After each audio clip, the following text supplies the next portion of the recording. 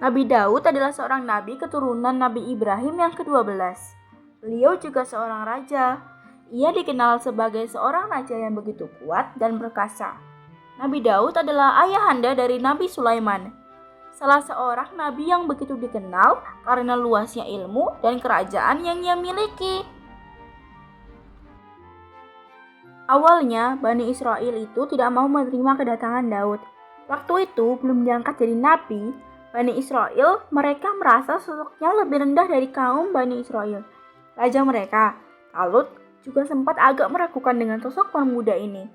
Tapi hati kecilnya berkata, ia percaya pada Daud. Suatu ketika, Talut berhadapan dengan seorang raja zolim bernama Jalut dalam sebuah peperangan. Kerajaan Jalut ini begitu besar, sedangkan kerajaan Talut sendiri berkali-kali lipat lebih kecil. Begitu halnya para pasukannya yang lebih sedikit. Raja Talut memang terkenal lihai. Ia lantas memerintahkan Daud yang cekatan dan terkenal lihat, serta tangkat untuk memimpin pasukan. Berkat kecerdikaannya, pasukan itu berhasil memukul mundur Raja Zolim itu. Dalam peperangan ini, Jalut pun terbunuh. Kemudian tentara Jalut menyerah dan Daud diangkat menjadi raja.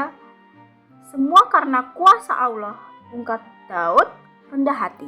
Nabi Daud pun diangkat menjadi nabi oleh Allah Subhanahu wa Ta'ala. Nabi Daud terkenal dengan suara yang merdu, tak ada yang menandinginya.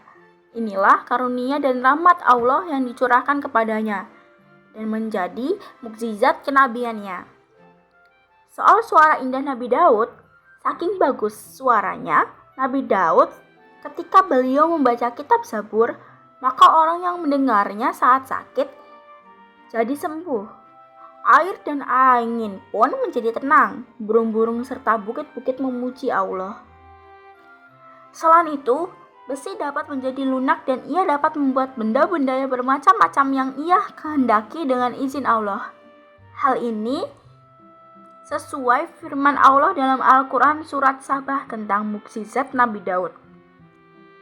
Sesungguhnya kami telah memberikan kepada Daud, lalu kami berfirman, hai gunung-gunung, bacalah tasbih berulang bersama Daud.